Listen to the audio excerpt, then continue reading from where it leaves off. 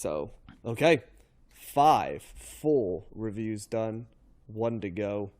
Matt, it's going to be you introducing it, and it's going to be Josh taking us from the start. Okay, so this is The Fall. We are covering them for the first time with their album, This Nation's Saving Grace. It comes in at number 145 in the 1980s on Best Ever Albums, number 15 in 1985, number 963 of all time. It is The Fall's highest rated album on Best Ever Albums, and they come in at number 257 of overall artist rankings in Best Ever Albums. And again, like the other artists tonight, none of this was on Rolling Stone's list. Well, this is post-punk flashcards, probably, I assume. Or it's definitely on post-punk lists that I've seen. It's definitely on the Pitchfork list, too. Didn't a listener ask us to listen to this? And yes, it's been highly requested by one of our most loyal listeners. Well, I'm sorry, loyal listener. This album can fall off a cliff. I did not. Oh, wow. I did not like it. I can see the influences. It's clearly krautrock inspired. Iggy Pop, I think, is also a big influence on this. But this album was a drag for me. It was interesting. It was too droning for me. It was all the songs were too long. I didn't kind of really like the repeating nature of the songs. There's kind of noise rock elements in this, but it's not really. It's more like noise rock in terms of vocals, or as opposed to like guitar or feedback or something like that. I just really couldn't get on its wavelength. I just kept thinking I'd rather listen to other bands that were probably inspirational to this band. Like, I mean, they have a song, for crying out loud, called I Am Damo Suzuki, who was the in Can, and so I'd much rather listen to Can than this. And it also just kind of felt like maybe like too little too late, like they missed the wave. And by the time I'm listening to this in 85, I felt like I've already gone through this was kind of my listening in my head. I was like, I've already listened to all of this kind of music. I don't need to like revisit it. And that's probably unfair on some level, but I just really did not, it got to the point where I was kind of, I hate doing this, but like the last 20 to 30 seconds of the song, I was like, okay, I've heard enough. And I'm just like on to the next track. And that's kind of, I was not enjoying the journey I was on listening to this. It's a little haunting, I would say, in tone. It's there was some cool guitar parts at times, like on Barmy, or maybe Spoilt Victorian Child, which I thought was funny, a funny title. But this was, I don't know, this felt like work to me, this album, compared to the other albums this week. And I just could not get into it. So sorry, listener. I did not, I think you were hoping for something more, maybe not from me, but I did not like this album. So thumbs down. I think I'm with you, Josh. Wow, okay. I thought it had promise in the beginning. Like Mansion was, they opened the song with that. That seemed like it wasn't long. It was like a minute and 20 long instrumental kind of thing. I was like, that's okay. Bombast, bookends to the sound, I think. Yeah, and then the second track, Bombast, I thought was decent. I was like, okay. And then Barmy came on, and What You Need, and Spoilt Victorian Child. And I'm with you, Josh. I think there was that repetitive nature to it, but I didn't find that the sounds that they were going, the guitar sound was really appealing at all. Particularly Barmy and What You Need, I really disliked those songs. That wasn't even something that I was going after one or two listens. Like, I just need to listen to this more. Maybe I'll see something in it. I struggled to listen to it more than twice. Like, it was just, it stuck in my head. It didn't really go anywhere. Kind of just stayed on that note, and I just had a hard time getting into it. But I don't think that in and of itself wasn't like a bad choice. It's just because because later on in the album you had a song like, I think it was My New House, which is a similar thing. It's like, here's the thing that we're doing in the song, and we're going to do it for like 5 minutes and just do it over and over again. But I liked that song because I liked whatever that, that sound that they were doing. The structure. Yeah. I was just like, okay, I can get into this. So, repetition's not necessarily a bad thing, but when what you're repeating, if it's not connecting with me or resonating, then it's going to be a long 6 minutes. And I just found myself, seemed like a longer album than what it was. Actually, I think there's a couple of songs on the version that I listened to. Here we go. This is another UK mashup of like track listings. LP track listing release. So I skipped a couple that were on. So there's like some things on there like Vixen and couldn't get ahead. That was a song that really I found kind of annoying, to be honest. Just the chorus really wasn't connecting with me. So yeah, it definitely has the krautrock thing, the experimental thing going on, which is okay, but there wasn't a whole lot here that I connected with really. And it's by far the album that I enjoyed the least. I wanted to get into it, but it wasn't like with some of these other albums. It's like, yeah, I'm trying to listen to it. I'm trying to get a feel for it. And this was like, I think I have a feel for it, and it's not doing it for me. So I'm gonna, unfortunately, I appreciate the enthusiasm of our listener who recommended this, but it didn't really do it for me. So I'm gonna have to be a thumbs down on it. Yeah, I pretty wholesomely disagree with both of you guys. I thought this album kicked quite a bit of ass, actually. Wow. And I hope you guys are ready, because there's going to be a lot of stuff in the 80s that sounds like this that's going to be critically acclaimed, because this has elements of many, many bands that we're going to be listening to in the near future. I was almost like, okay, we're officially getting into some of the sonic tropes of band, not exactly, but certainly like Sonic Youth and Dinosaur Jr. and My Bloody Valentine and stuff like that. I mean, we're headed in that direction. The krautrock is certainly there with the repetition in the different things, but I like right off the bat, like I wholeheartedly disagree with Matt on Barmy. I actually thought that song was pretty awesome, to be quite honest. I think it was one of the better songs I listened to this week, to be quite honest. The drumming on this album was really good. I loved the rapid fire fills. I love the rat-a-tat drumming at different times, the repetition that then would spin off into like the machine gun fills. Like, I really connected with that. I did not even notice the drums. I guess that's I did for sure. Like all over it. It was one of the first things that I noticed.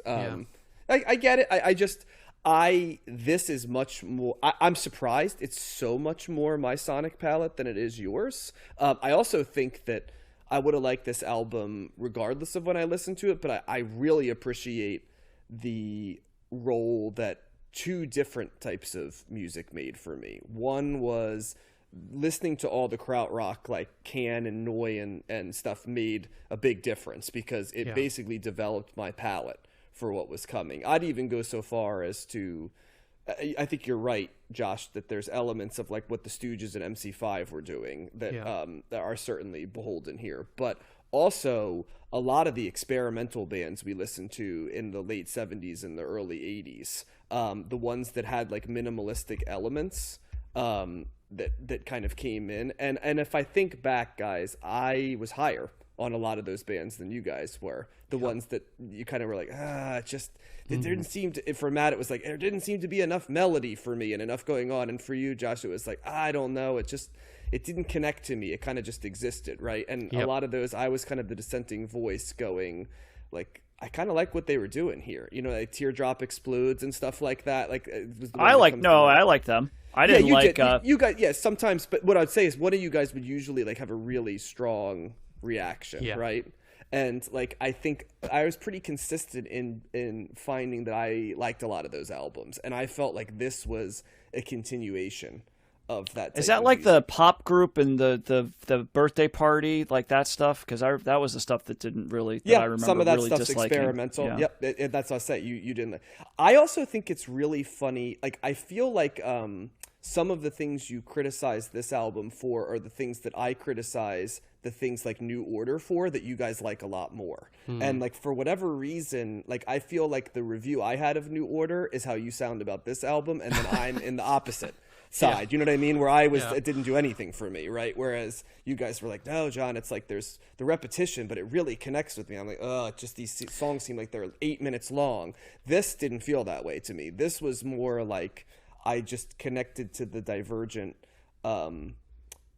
sounds in the music. I like the eclecticism in this, but it was interesting because it was eclectic while also having a metronomic similarity along the way, which is sort of like a krautrock thing, right? You know what I mean? Like in there, but pulling from it. So I definitely felt like it was like experimental rock meets, you know, what we would call krautrock, right? And krautrock was experimental in its own way, but in a way that was much more it defined its terms, you know, whereas Western music had like the pop and the choruses. Krautrock had its own tropes, but that's what I did. Yeah. And some of the krautrock, like in Can and even Kraftwerk, it was more minimalistic. You know, there was just where this seemed to be more, I don't know, bombastic or whatever, because there was more instrumentation. It was louder. You know, the krautrock I thought was held back a little bit more with like Can, and I liked Can a lot actually, but.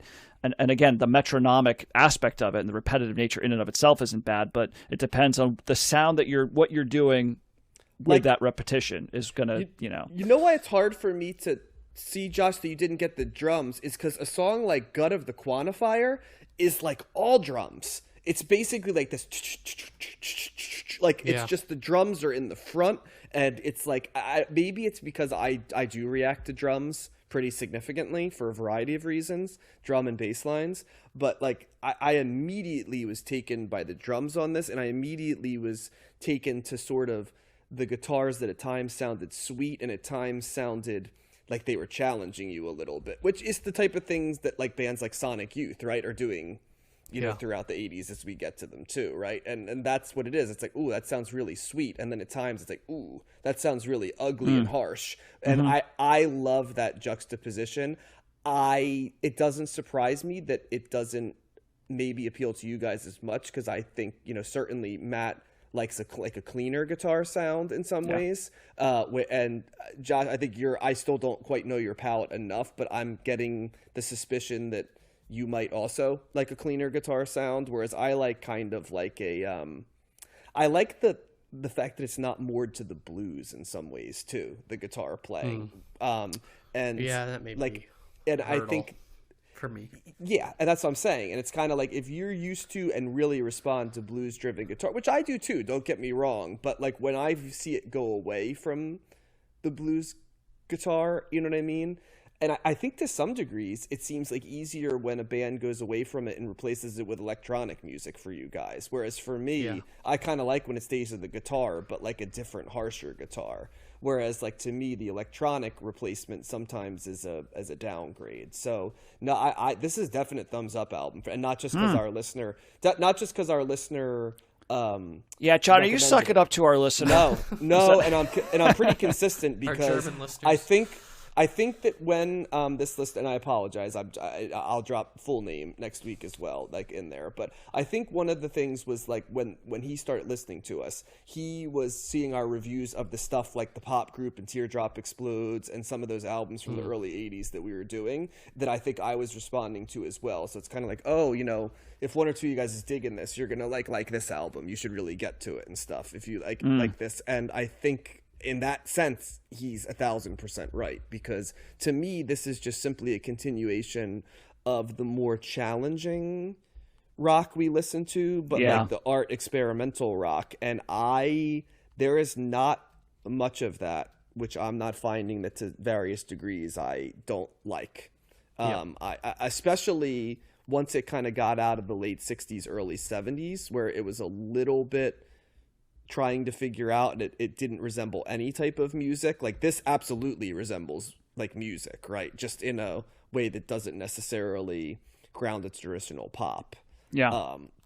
So, yep, thumbs up for me on this one. I like this. It once again, much like that Cult album, although the Cult album was way more accessible, I think, than this one was. This also has this. Yeah, yes. This also has really struck a chord and has made me want to go search out more of this band's music. I that really makes sense. respond to it. Yeah. I was forgetting about some of those, because there was a Pear Ubu was another album that kind of stood out as being like, ugh, that was a harsh, kind of thing. And that was much harder to listen to than this one was in some ways, but there were things about that I liked.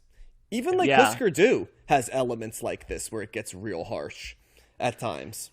Yeah, and that's what's interesting here, because again, if we're just talking about a general element of like being harsh or loud or abrasive or repetitive or whatever, it's like those are things that that if done in a certain way can very easily turn me off. But also, it's not something that I'm like, oh, I can't deal with anything that's falling in this line. There's can be other elements that are in there that make me okay with that.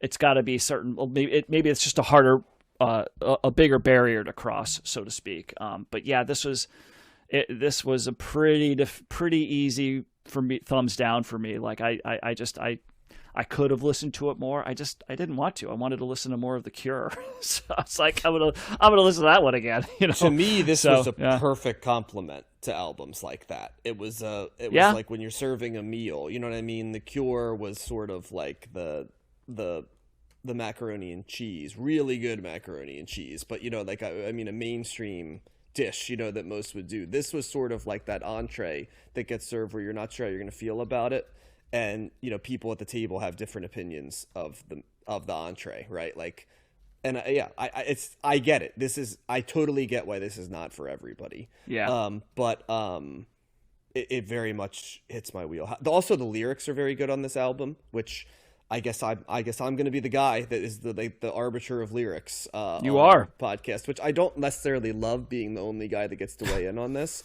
but yeah, Josh does sometimes. Yeah, it's another really strong album lyrically. It almost at times comes across like a little bit of a concept album. I didn't do enough research to know exactly if it was, but I'm gonna kind of look up to see. Well, yeah. It's their 8th studio album. Holy crap! Yeah, wow. It says emphasizes Brix's pop sensibilities and guitar hooks. Wow. Yeah. I heard them. I would not say that. Surprised. Yeah, I was surprised. I don't know. I wasn't hearing it, man. I'll be honest. I'm not surprised you guys didn't like this album. I'm surprised how much you didn't like this album, especially knowing how you felt about other albums that I thought were kind of lesser versions of this, to be candid. I mean, I'm not talking like what? Like I just like I think, by the way, like Zen Arcade was an incredibly good album, but I did not think there was a huge amount of space between what Zen Arcade was and what this album was. Really? Like, and like you guys like love that album and hated this one. And to me, it's funny because to me they operate a lot of the same spaces in the same spaces.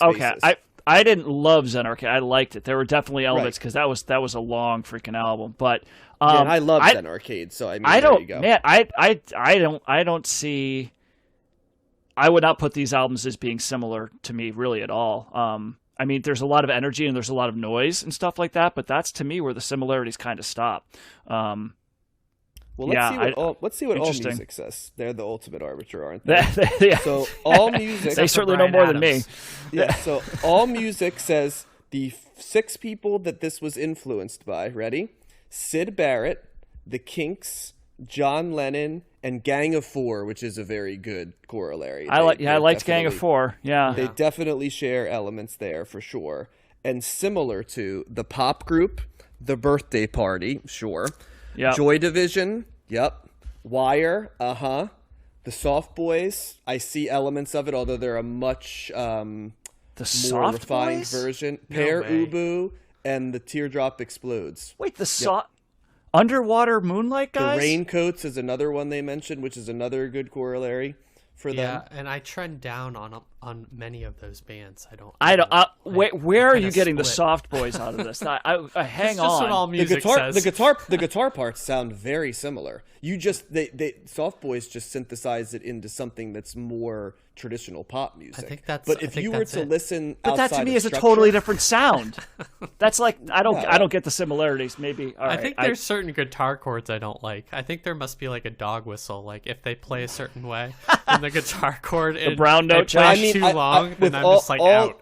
all jokes aside, it's gonna be interesting for the late '80s guys because I think there's a lot of bands that, like, I'm pretty familiar with that you guys might like know by name and stuff that Yeah.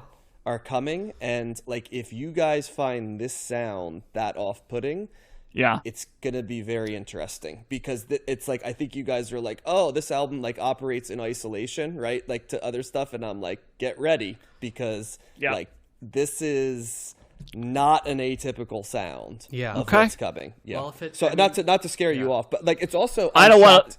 Just let me know ahead of time influenced so I by- can skip those, John. I just, But yeah. influenced, I mean, it's going to be hard. Get ready. I mean, influenced by, I mean, yeah, some of the ones we mentioned, the krautrock bands, but they mentioned significantly like This Heat, who we covered. Yep, absolutely. That one And- actually, I remember that. That one I actually liked, oddly Yeah. enough, for some Yep. reason. Yeah, and the Maybe Velvet I'm Underground, inconsistent. which Maybe I don't know what I'm absolutely, talking about. Velvet Underground, I hear all over this too. So, Yeah, but that's. yeah, I mean, I mean, Velvet Underground was couched in way more appealing and sounds for me. Who were bands that they influenced? The bands they say right off the bat. There's 4 I would have written down immediately. Okay. Yes. Absolutely, I can hear the sound in the yeahs of this album, not a doubt. And I want you to think about that for a second. Like, I want you to think about a song like Barmy, and I want you to think about what the yeahs sound like in guitar tone and structure. And I want you to tell me there aren't Yeah, well, similarities. The Fall there. doesn't have Karen O singing lead, so I don't know. I think I Right. think That's I true. think the Yeah Yeahs have evolved beyond kind of their initial albums. I think they are much more synth inspired and dance oriented at times. True, for but sure. but I don't think those albums are nearly as good as their first 2 albums. So maybe Yeah. that explains Okay. my take. Like first to 2 me, they're albums are really good. considerably inferior. Like Yeah. It's Blitz is much more inferior to like Yeah. Show Their Bones and stuff. So like yeah, maybe that explains it. But they also mention like other people that were heavily influenced by them are Pavement, which tracks. Oh, I like for sure. Pavement.